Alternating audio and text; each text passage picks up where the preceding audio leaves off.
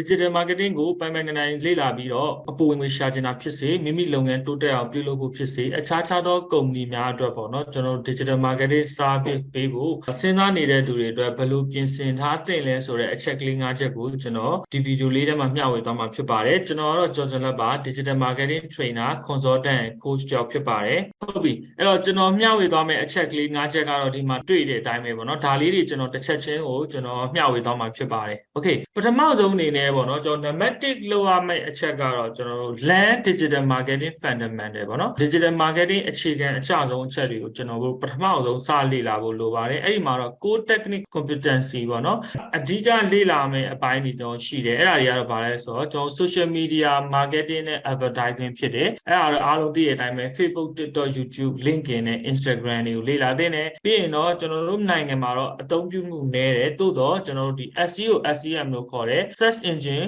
optimization နဲ့ search engine marketing နဲ့ပတ်သက်တဲ့အပိုင်းမှာဆိုလိုတာတော့ကျွန်တော် Google မှာ website တွေမှာကိုယ့်ရဲ့ blog post တွေကိုယ့်ရဲ့ product တွေလူတွေ့များအောင်လုပ်တဲ့ပတ်စံပေးပြီးကြော်ညာရတဲ့ search engine marketing ဘိုင်းတွေတည်ထားဖို့လိုတယ် analytics အပိုင်းတွေတည်ထားဖို့လိုတယ် email marketing ဘိုင်းတွေကျွန်တော် SMS နဲ့ chatbot လိုမျိုးဟာတွေလည်းကျွန်တော်တည်ထားတဲ့နေပေါ့နော်လေ့လာထားတဲ့နေနောက်တစ်ခါတော့ soft skill တွေဖြစ်တဲ့ leadership တွေ copywriting skill တွေ emotional marketing ဘိုင်းတွေလည်းကျွန်တော်တည်ထားဖို့လိုအပ်တယ်နံပါတ်2ကတော့ကျွန်တော်တို့ digital marketing tools တွေကိုကျွန်တော်တို့ပိုင်နိုင်ကျွမ်းကျင်ထားဖို့လိုတယ်အဓိကကတော့ to measure and track the performance ပေါ့နော်ကျွန်တော် measure မလို့ manage လုပ်လို့မရပါဘူးဒါကြောင့်မလို့ကျွန်တော်တို့ကဒီ performance တွေကို track လုပ်ဖို့ဥပမာကျွန်တော် content တွေတင်လိုက်တယ်လူတွေရောက်လာတယ်ဒါဘယ်ဟာတွေကောင်းတယ်မကောင်းစတာတွေသိဖို့အတွက်ဆိုကျွန်တော် Facebook page insight တွေ YouTube channel analytics TikTok analytics ဒါတွေသိဖို့လိုတယ်အဲ့ဒါတော့သူတို့ platform base in ပါတယ်ပေါ့နော် Google analytics တွေလေ့လာဖို့တင်တယ် Google Ads တွေပြန်ကြည့်ဖို့လိုတယ် Mailchimp တို့လိုမျိုးတွေလည်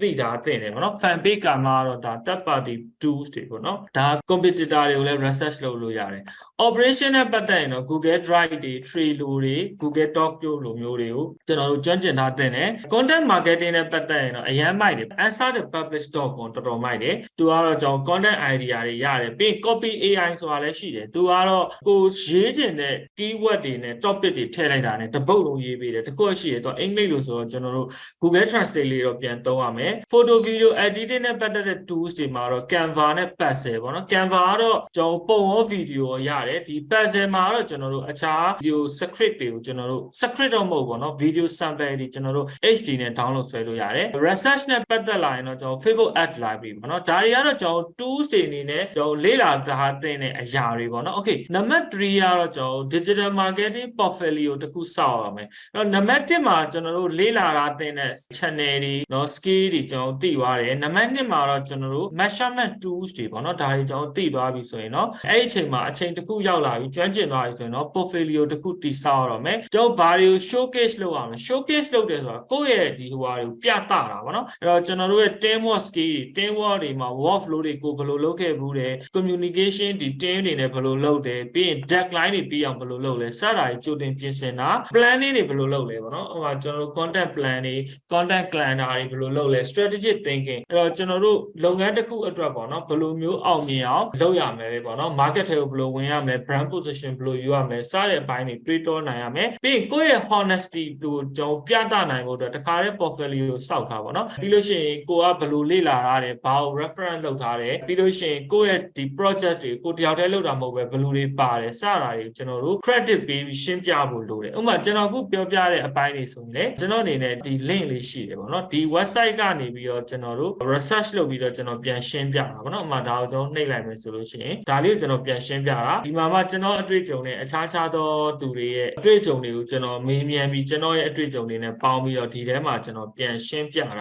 ာပေါ့ဆိုလိုတာကတော့အဲ့လိုမျိုးကျွန်တော် credit ပေးနိုင်ရမယ်ပေါ့နော် credit ပေးနိုင်တာကောင်းတယ်ပြီးလို့ရှိရင်ကျွန်တော်တက်နိုင်တဲ့လောက် property information တွေကိုကျွန်တော်တို့ကသူများရဲ့ဥပမာထားပါတော့ကိုယ့်ရဲ့အရင် company မှာလုပ်ခဲ့တယ်ဆိုရင်အဲ့ဒီ company ရဲ့တချို့တော့ကိုယ့်ရဲ့ work တွေကိုပြမယ်ဆိုရင်လည်းခွင့်ပြုချက်ရတာရင်တော့ပိုကောင်းတယ်ပေါ့နော်ပြီးလို့ရှိရင်တော့ကိုယ့်ရဲ့ online presence ကို portfolio တစ်ခါတည်းကြိုစောက်တာပါ portfolio စောက်တယ်ဆိုတော့ကတည့်ရတိုင်းပဲကိုက line ပေါ်မှာဘယ်လိုအနေထားရှိလဲပေါ့နော်ဒါမျိုးတွေကိုကျွန်တော် content တွေဖန်တီးနေတင်တယ်အဲ့တော့ကျွန်တော်တို့က social presence မှာ creativity ပေါ့ကိုဘယ်လောက်ထိဖန်တီးနိုင်စွမ်းရှိတယ်ဘယ်လောက်ထိ professional ရှိတယ်ပြီးရင်ဒါတွေကိုကျွန်တော် personal account မလုပ်ချင်ဘူးဆိုရင်တော့ page တွေထောင်ပြီးလုပ်လို့ရတယ် group တွေမှာတွားပြီးတော့ relation လုပ်လို့လည်းရတယ် okay ဒါကတော့ကျွန်တော်တို့ portfolio တခုစောက်တဲ့အခါမှာကြိုပြီးစောက်ထားပါတော့အဲ့မှာအရေးကြီးဆုံးကတော့ကျွန်တော်ခုနပြောလို့ best success တွေဖြစ်အောင်အကောင်းဆုံးစူးစမ်းခဲ့ပေါ့နော်စူးစမ်းခဲ့ပြီးရင်လည်း personal branding ဖြစ်အောင်လည်းကျွန်တော်ကိုယ့်ရဲ့ personal account ကိုတက်နိုင်တယ်လို့ content တွေရေးပေါ့နော်ကျွန်တော်အောက်ကအပိုင်းမှာလည်းထပ်ပြောပြမယ်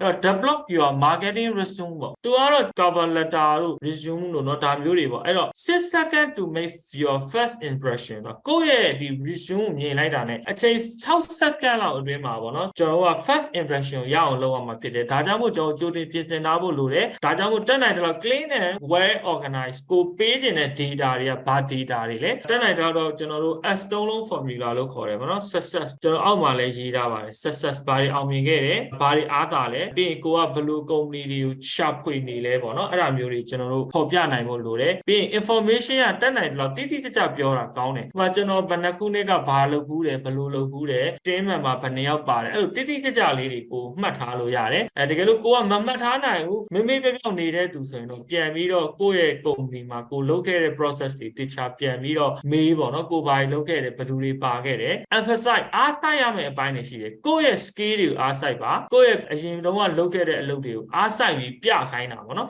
ဆိုလိုတာကတော့ကိုယ့်ရဲ့ resume ထဲမှာပြရမယ့်ချက်တွေ skill တွေမှာဆိုလို့ရှိရင်တော့ marketing skill တွေကိုကျွန်တော်ပြတင်တယ် software skill တွေဘယ်လို software တွေသုံးနိုင်တယ်ဘယ်လို technical requirement တွေကိုကျွန်တော်လုပ်ခဲ့တယ်ပေါ့နော်ပြီး transparency skill ဖြစ်တဲ့ light sale တွေเนาะဆိုလိုတာ save ဘယ်လောက်ရခဲ့တယ် design နဲ့ပတ်သက်ပြီးဘာတွေလုပ်ခဲ့တယ် writing experience တွေဘာတွေရှိခဲ့တယ်ပြောလို့ရ adaptive skill တွေဖြစ်တဲ့ leadership skill တွေ problem solving skill တွေကိုကျွန်တော်တို့ဘယ်လိုမျိုး previous မှာလုပ်ခဲ့လဲဆိုတော့ကျွန်တော်ပြဖို့လိုတယ်ဒါကြောင့်မို့ previous word တွေမှာဆိုလဲ success ကိုပြပါဘူးเนาะအဲ့ success တွေမှာတော့ use backup your claim ဆိုလိုတာကတော့ကျွန်တော်တို့ success ကိုပြတဲ့အခါတိတိကျကျပြပါအမှဆိုလိုတာ1200 qualifying league ဆိုလိုတာဒီ campaign ကနေပြီးတော့ 4200ကျွန်တော်ရအောင်လုပ်ခဲ့ဘူးတယ်เนาะအဲဒါမျိုးတွေကျွန်တော်လုပ်လို့ရတယ် CPR cost per result တွေကတော့ဘယ်လောက်ရလဲကျွန်တော် boost လုပ်လိုက်တိုင်းပုံမှန်ပေါ့เนาะကျွန်တော်ရဲ့ minimum 0.01 ကနေ 0.001 လောက်ထိရအောင်ကျွန်တော်လုပ်လို့ရှိရယ် messenger engagement ဆိုရင်လည်း 0.20 လောက်နဲ့ရအောင်ကျွန်တော်လုပ်လို့ရှိတယ်ဒါမျိုးကိုကျွန်တော်တိတိကျကျပြောနိုင်လို့ရတယ် number of message ဘယ်နှဆောင်လောက်ဝင်အောင်လုပ်တယ် sales တွေ number of sales ဘယ်လောက်ထိရအောင်ကျွန်တော်လုပ်ခဲ့တယ်ပေါ့เนาะဒါတွေကျွန်တော်လုပ်လို့ရတယ်ပြီးအကောင်းဆုံးလုပ်ခဲ့တဲ့ campaign တွေကိုတက်နိုင်တယ်လို့ post link တွေလုပ်ခဲ့ဘူးတယ် work evidence ပေါ့เนาะတက်တွေပေါ့เนาะကျွန်တော်တို့အကောင်းဆုံးလုပ်ခဲ့တဲ့ work တွေကိုတက်တွေအနေနဲ့ကျွန်တော်ပြနိုင်ရမယ် experience ဒီမှာဆိုရင်လည်းကျွန်တော်ဘာအတွေ့အကြုံတွေရခဲ့လဲအဲ့မှာအတွေ့အကြုံရှိခဲ့ရင်တော့ okay ဒါပေါ့ခုနလိုလုပ်ခဲ့အတွေ့အကြုံမရှိခဲ့ဘူးဆိုရင်လည်းတက်နိုင်တော့ကျွန်တော်လုပ်တဲ့နာကတော့ကိုယ့်ရဲ့ eager to ပေါ့เนาะ EAG က eager to ပေါ့ကိုဘလို့အလုပ်လုပ်ချင်လဲပေါ့เนาะအခုကျွန်တော်ဒီမှာပြောပြနေတာကတော့ဝန်ထမ်းတယောက်အနေနဲ့ company တွေမှာအလုပ်လျှောက်နိုင်ဖို့ဖြစ်စေ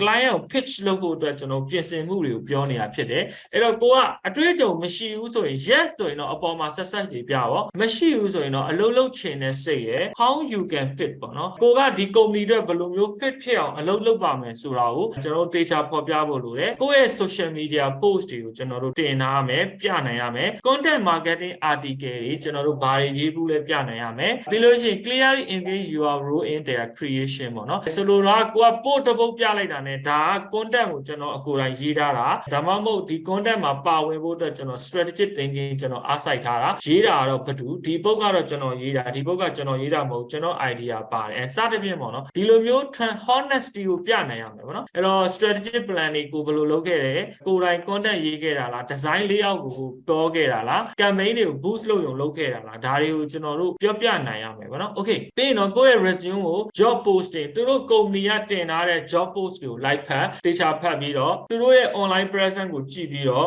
ကိုယ့်ရဲ့ personality နဲ့ creativity ကိုပြသတဲ့အနေနဲ့ကိုကဒီ company တွေဘယ်လောက်ထိ fit ဖြစ်တယ်ဆိုတာကိုကျွန်တော်တို့ဖော်ပြနိုင်ရမယ်ပေါ့နော်ဒီလိုနည်းနဲ့ကျွန်တော်တို့ကကိုယ့်ရဲ့ resume တွေကိုဖန်တီးထားဖို့လိုတယ်ဆိုလိုတာ cover letter တွေပါတကယ်လို့အဲ့ဒါတွေမလုပ်တတ်ဘူးဆိုရင်ကျွန်တော် Canva မှာလေ Canva မှာကျွန်တော်တို့တွားကြည့်လို့ရတယ်ပေါ့နော် canva.com မှာအဲ့ဒီ resume တွေပေါ့နော် cover letter တို့ CV form တို့ကျွန်တော်အဲ့မှာတွားကြည့်လို့ရတယ်ပေါ့နော် cover ဒါမှမဟုတ် resume ပေါ့နော်ခုနကတော့ တော့ကျွန်တော်ပြောတယ် resume ဆိုပြီးကျွန်တော်ဒီမှာရှာလို့လည်းရတယ် CV form လို့လည်းရှာလို့ရတယ် cover letter လို့လည်းရှာလို့ရတယ်သူဒီမှာတော့နမူနာတွေသူပြလာတယ်ပေါ့နော်ဒါမျိုးကိုကျွန်တော်တို့ကိုယ့်ရဲ့ portfolio တိဆောက်လို့ရတယ်ပေါ့နော်ဒီလိုပုံတွေမှာကျွန်တော်တွားပြီးတော့တိဆောက်ထားလို့ရတယ်ကိုက agency အနေနဲ့ပဲဖြစ်ဖြစ်ကျွန်တော် freelancer အနေနဲ့ပဲဖြစ်ဖြစ်ဒါမှမဟုတ် company မှာ full time ဝင်လုပ်ဖို့ပဲဖြစ်ဖြစ်ဒီလိုပုံရိပ်ကလေးတွေ previous works တွေကိုကျွန်တော်တို့ PDF file လေးနဲ့ဖြစ်စေဒီလိုပဲ Canva မှာပဲလာထုတ်လို့လည်းရတယ်ပေါ့နော် okay အဲ့ဒါလေးတွေကျွန်တော်တို့ကြိုတင်ပြီးတော့ပြင်ဆင်ထားဖို့လိုတယ်ပေါ့နော် okay နောက်တစ်ခါတော့ network make connection in marketing ဆိုလိုတာကတော့ကိုကခုနလိုလေ့လာတဲ့ portfolio စောက်တယ် resume တွေလည်းပြင်ဆင်ထားပြီးရင် network connection တွေတေချာလုပ်ပါအဲ့တော့ strong online presence တက်နိုင်တော့ကို online မှာရှိနေဖို့လိုတယ်အဲ့တော့ online မှာ content လေးတွေပုံမှန်ရေးနေရမယ်ဥပမာကျွန်တော်တို့လည်းဒီလိုပဲစူးစမ်းပြီးတော့ကိုယ့်ရဲ့ wall မှာ content တွေပုံမှန်ရေးရတယ်ပေါ့နော်ဒါအလှဆုံးမှာကျွန်တော်စာသင်နေတဲ့သူဖြစ်တယ်တခြားတစ်ဖက်မှာလည်းကျွန်တော်တို့ agency run နေတဲ့သူတွေဖြစ်တယ်ဒီအတွက်ကြောင့်မို့ကျွန်တော်တို့ကကိုယ့်ရဲ့ personal account မှာလည်းတက်နိုင်တယ်လို့ portfolio စောက်ထားပါတော့ကျွန်တော်ကြတော့ဟိုတခုတော့ရှိတယ်ပေါ့နော်ကျွန်တော် portfolio စောက်ထားတာရှိတယ် content အနေနဲ့ပဲစောက်တယ်ခုနလိုမျိုးဟာတွေကိုကျွန်တော်အနေနဲ့ကျွန်တော်လာတောင်းတယ်ပေါ့နော် profile လာတောင်းတာမျိုးဆိုရင်ကျွန်တော်တိတ်ပေးလေးမရှိဘူးတခုရှိတယ်ကျွန်တော်အကြောင်းသိချင်တယ်ဆိုကျွန်တော် content တွေကြည့်ပေါ့နော်အဲ့လိုမကြည့်ဘဲနဲ့မှတင်တဲ့အချင်နဲ့ဆရာရဲ့ profile ပေးပါလို့ပါဆိုကျွန်တော်ဒီလိုမျိုးကလေးတွေကိုပေးဖို့မမှားတော့ဘူးပေါ့နော်တိုးတော့ကျွန်တော်မှာစောက်ထားတာတော့ရှိတယ်အဲ့လိုမျိုးတင်တဲ့တက်မဲ့သူတယောက်အနေနဲ့တော့ကျွန်တော်လာတောင်းရင်တော့ပြလေးမရှိဘူးကုမ္ပဏီကနေလာတောင်းတာမျိုးဆိုလဲကျွန်တော်ပြလေးတော့မရှိဘူးဒါဆိုကျွန်တော်ကတော့မလုပ်ချင်ပဲနဲ့လူတွေကတော့ကြိုက်တယ်အဲ့လိုမျိုးပြရင်တော့တို့ကြိုက်တတ်ကြတယ်ပေါ့နော်အဲ့တော့ကိုသဘောပေါ့နော်ကျွန်တော်ကတော့ဒီလိုလေးတွေလောက်ထားပြချင်တယ်ဆိုရင်ပြပေးပါလူတွေတော့ပို့ပြီးတော့သဘောကျတယ်ပေါ့နော် okay အဲ့တော့အဲ့ဒါလေးကတော့ဒါကျွန်တော်ရဲ့ personal ကိစ္စလေးပြောတာပေါ့နော် okay နောက်တစ်ခါတော့ကျွန်တော်တို့ express လုပ်ပါ document လုပ်ဆိုတော့ကျွန်တော်တနေ့တာဘာတွေလုပ်လဲဥပမာကျွန်တော်ခုနလိုပေါ့ဒါလေးတွေတင်တာဆိုတော့ကျွန်တော် wall မှာတင်ထားတယ်ပေါ့နော်ကျွန်တော်ဒါတွေလုပ်တော့မယ်ဆိုတာမျိုး document လုပ်ပါ document content မရေးတဲ့အနေ document လုပ်ပါ express လုပ်ပါကိုယ့်ရဲ့ industry အတွက်အကျိုးရှိမဲ့အရာတွေ express လုပ်ကိုယ့်ရဲ့အတွေးတွေ express လုပ်ပြီးတန်ဖိုးရှိတဲ့အရာတွေမျှဝေပေါ့နော်တန်ဖိုးရှိတဲ့အရာတွေကဘယ်အရာတွေကတန်ဖိုးရှိလဲဆိုတော့ကိုယ့် industry အတွက်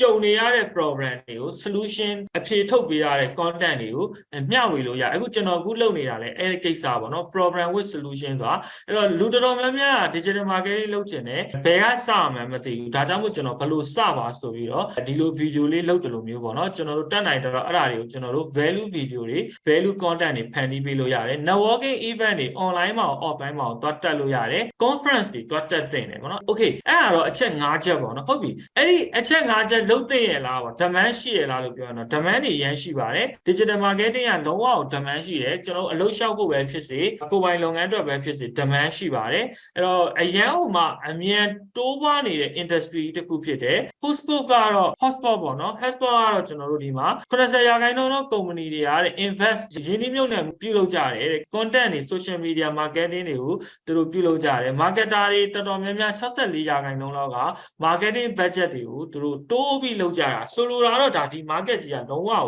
အရန်မိုက်တယ်ပေါ့နော်ကျွန်တော်တို့ Billy ချင်းပြောထားတဲ့ကြော်ညာလေးတစ်ခုအရန်ကြိုက်တယ်ဆရာဝန်ဖြစ်ဖို့အတွက်နှစ်ကာလတစ်ခုဘယ်လောက်ကြာတယ်ပေါ့နော်ကျွန်တော်နိုင်ငံမှာဆိုဆရာဝန်ဖြစ်ဖို့အားလုံးလည်းသိပါတယ်9နှစ်အထက်ကြာတယ်engineer ဖြစ်ဖို့အတွက်4နှစ်ပတ်ချလည်းကြာတယ် computer တက်ကိုတက်ဖို့ဆိုရင်အနည်းဆုံး3နှစ်4နှစ်တက်ရတယ် master တွေ honors တွေပို့ကြာတယ်ထို့သူပဲကျွန်တော်တို့ English စာ image တစ်ခုတက်ဖို့ဆိုရင်နှစ်နဲ့ချီပြီးကြာတယ် okay ဒါပေမဲ့ digital marketing ကတော့ကျွန်တော်တို့အဲ့လောက်ထိနှစ်ချီပြီးတော့ကြာစရာတိတ်မလိုဘူးပေါ့နော်ဆိုလိုတာကတော့အရန်ဟိုမှာအကျိုးရှိတယ်အဲ့တော့ digital marketing industry တွေဘယ်လိုဝင်မလဲဆိုရင်တော့တနိုင်တော့ develop your marketing skill and experience ပထမဆုံးလုပ်တဲ့နာကတော့ကိုယ့်ရဲ့ဒီ marketing skill နဲ့ experience တွေများလာအောင်လုပ်ပါဒီမှာတော့ step by step ပြောထားရပါတော့အရင်ဆုံး digital marketing bootcamp တွေ course တွေအရင်တက်သင့်တယ်ကျွန်တော်ပြည်တွင်းမှာလည်းရှိတယ်ပြည်ပမှာလည်းရှိတယ်ဒါတွေကိုကျွန်တော်တက်လို့ရတယ်ပြီး professional network တိစောက်ပြီးလို့ရှိရင် entry level digital marketing job တွေဝင်လျှောက်ပါ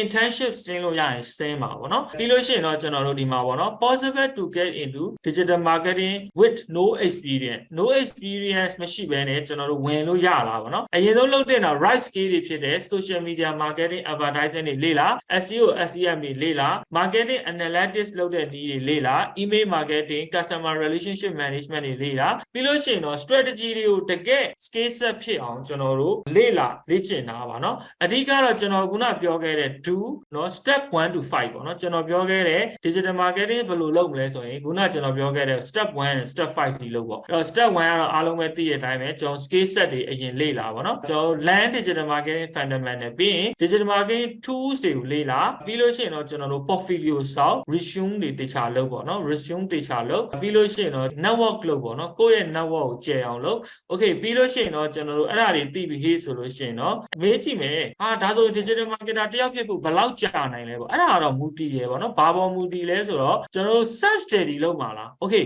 self study လုပ်လို့ရပါတယ်ကျွန်တော် YouTube တို့ Google တို့လေ့လာလို့ရတယ်ပြီးရင်ကိုယ့်ရဲ့ senior တွေရှာလေ့လာလို့ရတယ် attend training မှာကျွန်တော် certificate တွေတက်လို့ရတယ် diploma တွေတက်လို့ရတယ် certificate မှာကျွန်တော်တို့ Udemy တို့တော်တော်များများရှိပါတယ်เนาะ Udemy ကတော့ popular ဖြစ်ပြီးတော့ဈေးလည်းတော်တော်တက်တာတယ် Udacity ကတော့ဈေးနည်းနည်းပိုကြီးတယ်ပေါ့နော် okay အဲ့တော့ certificate တက်မယ်ဆိုရင်လည်းသိရတဲ့အတိုင်းပဲကျွန်တော်တို့က 2-day course တွေသို့မဟုတ် online course တွေကျွန်တော်တက်လို့ရတယ်တကယ်လို့ diploma တက်မယ်ဆိုရင်တော့ဘယ်မှာတက်ရတယ်တကယ်လို့ကျွန်တော် digital field မှာတက်ချင်တယ်ဆိုရင်တော့ကျွန်တော်တို့ဒီမှာ9လကြာတယ်သူကတပတ်ကို2ရက်တက်ရတယ်ပေါ့နော်တစ်ရက်ကတော့ Zoom တစ်ရက်ကတော့ကျွန်တော် recording နဲ့တင်တယ် recording ကတော့ကျွန်တော်တို့2နာရီပတ်ချာလဲလောက်ကြာတယ်ပြီးလို့ရှိရင်တော့ကျွန်တော်တို့ Zoom နဲ့တင်တာကတော့ face to face ပေါ့နော်ကျွန်တော်တို့2 to 3 hour ကြာတယ် okay အဲ့ဒီမှာပြောချင်တာကကျွန်တော် digital face မှာဘာတွေလေ့လာနိုင်လဲပေါ့နော်ကျွန်တော် digital marketing skill set တွေသင်ပေးတယ်ပြီးလို့ရှိရင် business mindset တွေသင်ပေးတယ် soft skill တွေဖြစ်တဲ့ကျွန်တော် emotional management เนาะကိုယ့်ရဲ့စိတ်ပိုင်းဆိုင်ရာဘယ်လို manage လုပ်မလဲ priority management ကိုယ့်ရဲ့အချိန်တွေကိုဦးစားပေးဘယ်လို manage လုပ်မလဲပြီးတော့ leadership skill အချို့ပါမယ် project management skill တွေကိုလည်း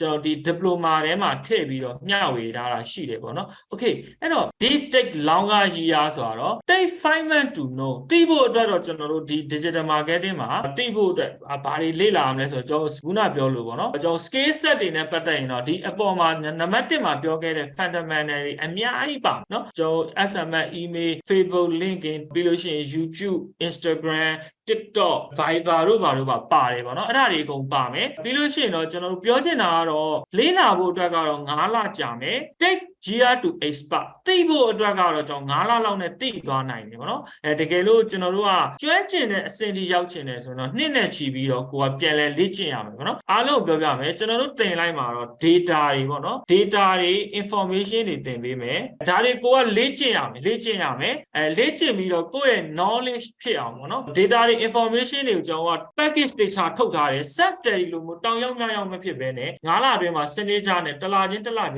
မှာကျွန်တော် skill set mindset တွေကိုကျွန်တော်တို့အများကြီးမျှဝေပါတယ်အဲ့တော့ဆိုလိုတာတော့ knowledge ပေါ့နော် data သိတဲ့ information သိတတ်မှုပဲနဲ့ knowledge အဖြစ်ကျွန်တော်တို့ကသင်တယ်အဲ့ဒါကိုမိမိကဘာလုပ်ရမလဲဆိုတော့ wisdom ဖြစ်အောင်လေ့ကျင့်ပြိုးထောင်အောင်မိမိကိုအဲ့လိုနီးလန်းနဲ့ wisdom တစ်ခုပေါ့နော် digital marketing နဲ့ပတ်သက်ပြီးတော့ကိုယ်တိုင် self study လုပ်တတ်သွားအောင်မှာကျွန်တော်တစ်ခါတည်းရှင်းပြတယ်ပေါ့နော်အဲ့တော့တန်းနိုင်တဲ့လောက်ကျွန်တော်တို့ keep going လုပ်နေပေါ့နော်ဆိုလိုတာကတော့ဘလို့ပဲဖြစ်နေဘလို့ပဲချိန်နေပေါ်မူတည်ပြီးတော့အချိန်ရတာမရတာတွေကိုကျွန်တော်တို့မစင်စားပဲနဲ့လောလောဆယ် self study နိုင်လား self study လုပ်ပါเนาะဒီမှာကျွန်တော်ခုနပြောလို့ပေါ့ self study Google တွေလေ့လာတကယ်လို့အချိန်တိတ်မရဘူးလို့ certificate တွေပဲလေ့လာပါเนาะကျွန်တော်တို့ရှိမှာတော့ certificate ကတော့ 12 days Facebook marketing plan and strategy လိုမျိုး course တွေတော့ရှိတယ် batch အသစ်ဖွင့်ရမှာပေါ့เนาะဒါပေမဲ့ diploma ကတော့ကျွန်တော်အခုဆိုရင် batch 5စကန်နေပြီပေါ့เนาะတိုးတော့ဒီဗီဒီယိုကြည့်တဲ့အချိန်မှာပေါ့เนาะဒါ batch ဘယ်လောက်ထိရောက်နေမယ်မပြောနိုင်ဘူးလာစဉ်လာတိုင်းတော့အသစ်တွေဖွင့်ပေးလေးရှိတယ်အသေးစိတ်ကိုကျွန်တော်တို့ရဲ့ page messenger မှာအသေးစိတ်ကိုကျွန်တော်တို့ mail လို့ရတယ်ပေါ့နော် mail လို့ရတယ် okay အားလုံးကိုပြောချင်တာကတော့ digital marketer တယောက်ဖြစ်ဖို့အတွက်ကျွန်တော်တို့လုပ်ရမယ့်အဆင့်5ဆင့်နဲ့ဘယ်လိုပြင်ဆင်ရမလဲဆိုတဲ့အပိုင်းတွေနဲ့ဘာတွေတက်ကြွရမလဲဆိုတဲ့အပိုင်းတွေကိုမျှဝေသွားတာဖြစ်ပါတယ်ဒီဗီဒီယိုလေးပြီးတဲ့အခါမှာဘယ်အချက်လေးတွေကအကြိုက်ဆုံးဖြစ်မလဲမိမိတဲ့တစ်စုံတစ်ခုအကျိုးရှိသွားတယ်ဆိုရင် comment မှာပြောခဲ့ပေးပါဦးအားလုံးပဲတိုးတက်အောင်မြင်ကြပါစေနောက်ထပ်ဗီဒီယိုလေးတွေမှာကျွန်တော်တို့တွေ့ကြပါမယ်